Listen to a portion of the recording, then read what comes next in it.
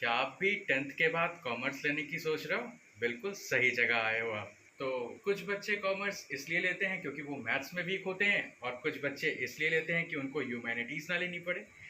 बच्चों ने सीधा-सीधा अपना ग्रेड बनाया होता है कि अगर मेरे 80% के ऊपर आए तो मैं मैथ्स ले लूँगा या साइंस ले लूँगा, मैं इंजीनियर बन जाऊँगा या डॉक्टर बन जाऊँगा और जिनके 60 से कम परसेंटेज होते हैं वो सोचते हैं मैं ह्यूमैनिटीज़ ले लूँगा और जो बेचारे 60 से 80% वाले रह जाते हैं वो कुछ ना थक हार के वो कॉमर्स ले ही लेते हैं।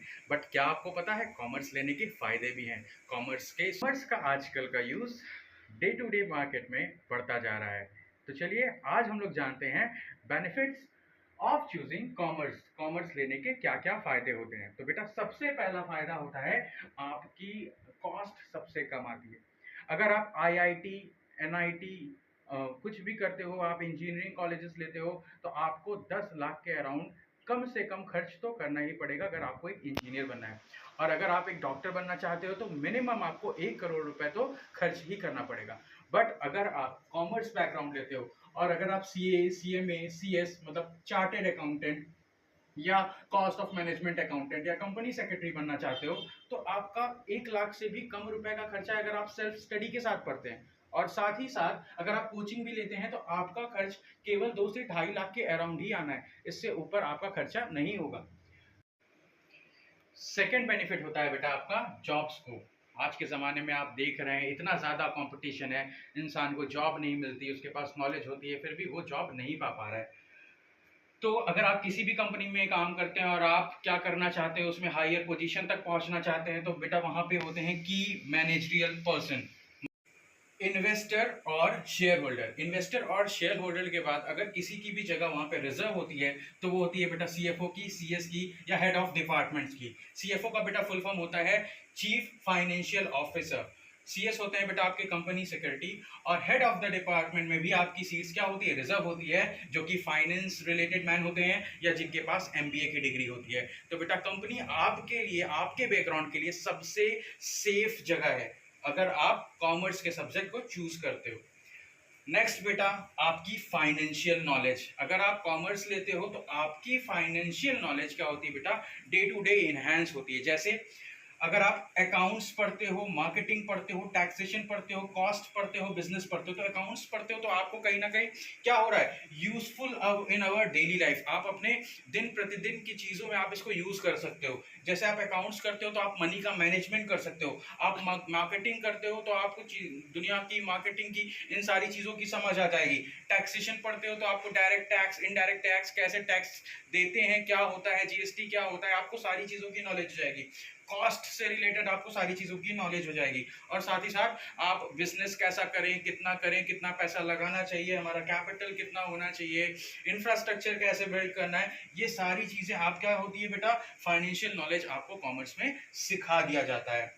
इसके बाद बेटा सैलरी के रिगार्डिंग बात कर लेते हैं। तो अगर आप नॉर्मली सीए, सीएमए, सीएस ये सारी चीज़ें करते हैं तो 8 से 10 लाख रुपए पर एनम का तो पैकेज आपका कहीं भी नहीं गया। आप मिनिमम 1 लाख रुपए महीना तो कमाओगे ही कमाओगे। और बेटा ज़्यादा से ज़्यादा की मैं यहाँ पे बात ही नहीं कर रहा हूँ, मैं कम से कम की बात कर रहा हूँ। तो सैलरी के बारे में बेटा आप इसमें बिल्कुल भी मत चिंता करिएगा।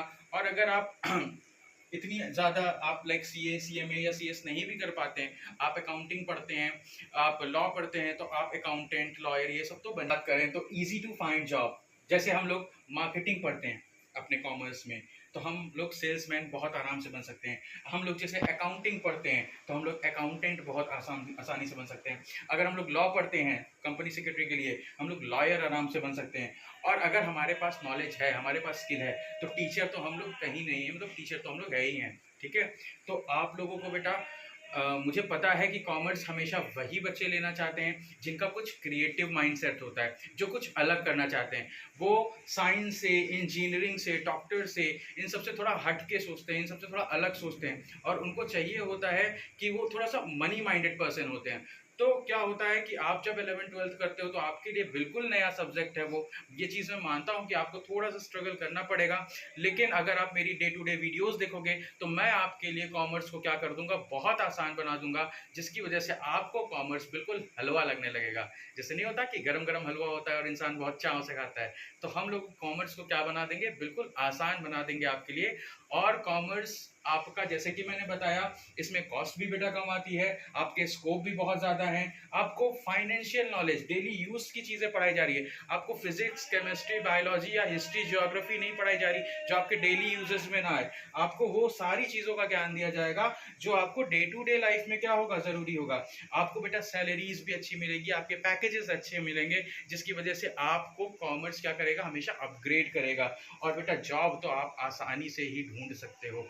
तो मैं ये चाहता हूँ कि मेरे बच्चे, जितने भी मनी माइंड के बच्चे हैं, जो क्रिएटिव बच्चे हैं, जो लाइफ में कुछ बड़ा करना चाहते हैं, वो कॉमर्स को जरूर चुनें। उनके लिए कॉमर्स बेस्ट ऑप्शन है।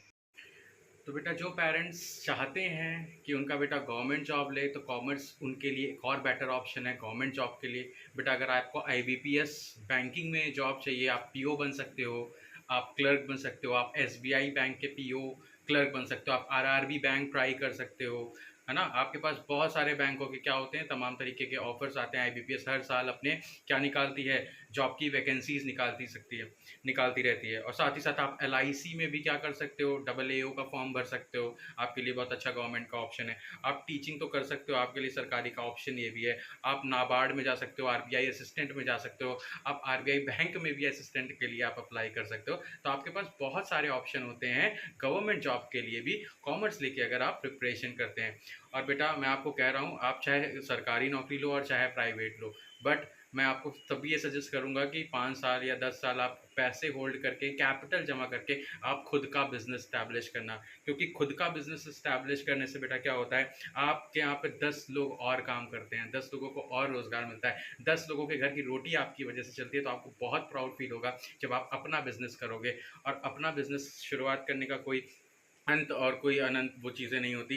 आप 1 रुपए से शुरू कर सकते हो और उस 1 रुपए को आप करोड़ों और अरबों तक लेके जा सकते हो, सिर्फ आपका हार्ड वर्क। कहते हैं ना, नॉलेज या स्ट्रीम ज़रूरी नहीं होती। आप कॉमर्स ले लो, आप ह्यूमैनिटीज़ ले लो, आप साइंस ले लो, नॉलेज बेटा बहुत ज़रूरी चीज़ होती है। अगर आपके पास सही टाइम पे सही नॉलेज है, आपके पास स्किल है, आपके पास क्रिएटिव माइंड सेट है, आप स्टार्टअप में विश्वास रखते हो, आप एंटरप्रेन्योरशिप में विश्वास रखते हो, तो आप बेटा बहुत आगे तक जा सकते हो। और ये कॉमर्स एक ऐसी फील्ड है जो आपके लिए हमेशा हर दरवाजे खोल के रखेगा, हर चीज़ ओपन करके रखेगा। बस आपको बेटा क्या करना है, माइंड को फोकस करके उस ओर चलते जाना है। और बेटा अगर आपको कोई भी रुकावट आती है या कोई भी चीज़ की कमी मिलती है, तो आप बेटा ज़रूर, तो अगर आप बेटा मुझसे कांटेक्ट करना चाहते हो, मुझसे मिलना चाहते हो, मुझे बिल्कुल कमेंट सेक्शन में बताओ, अपनी प्रॉब्लम को लिखो। आप वीडियोस को बताओ कि मुझे किन चीज़ों पे वीडियोस और बनाओ। अगर बेटा आपको मेरी वीडियोस थोड़ी सी भी प्रॉफिटेबल लग रही है, लाभकारी लग रही है, तो बिल्कुल आप मुझे लाइक करो, शेयर करो, सब्सक्राइब करो, कमेंट करो। और बेटा मैं हूँ आपके लिए गाइड करने के लिए, हमेशा आपके साथ रहूँगा। तो देखते रहो बेटा अकाउंटेंसी वाले भाई आयुष। Thank you.